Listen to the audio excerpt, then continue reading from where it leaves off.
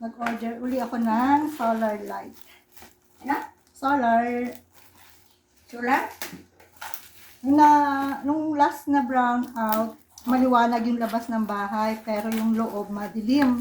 Kaya nag-order ako. Para dito sa loob. Pang loob naman. Tapos meron pa tong ano. Ano ba yan? Pwedeng i-charge ang cellphone para hindi ka ba daw na malobat ang cellphone.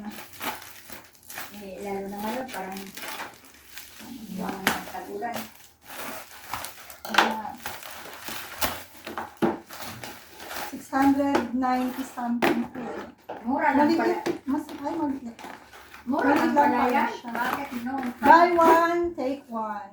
Ba't hindi pa noon in-order mo yan? Hindi naman kasi nag-brown out dati. Ngayon Eh, pag nagbagyuhan, na-brown out eh.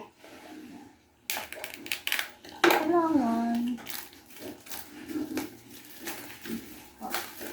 At least pwede itong dalhin kahit saan, di ba? Parang flashlight lang. Oo, galing. Pero sila ni Diri pag brown out, mayroong ilaw. Ano ba yun? Marami sila solar light din. Ah, ganun ba yun? Oh, may saksakan. Mhm. Ayun na, ito yung ano. Brown out sa kapitbahay namin. Tapos yung katabi namin eh, walang kuryente. Sabi Ito ko, ang di, ibibilad. Dalawa.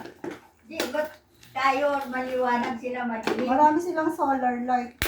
Oo, marami sigil. Kaya gusto mo yan. Kaya dito pa nag-brown out, hindi naman ganun kadilim kasi maraming may... Para mag-order din sila ng ilaw. Ay, saan ito nag-vlog? Oo, may ano talagang bagyuhan. Nako! Wala talagang ilaw. Patay na. Ay, ibibilad ko sa araw ngayon. Pero kami maliwanag. Dagdag ba hindi nagtitipid kasi sila? Mura lang naman daw yung ilaw na yun. Eh, may kandila naman. Yan. Bilad ko sa araw para may mamaya. Sa gabi, gusto mo pinakita.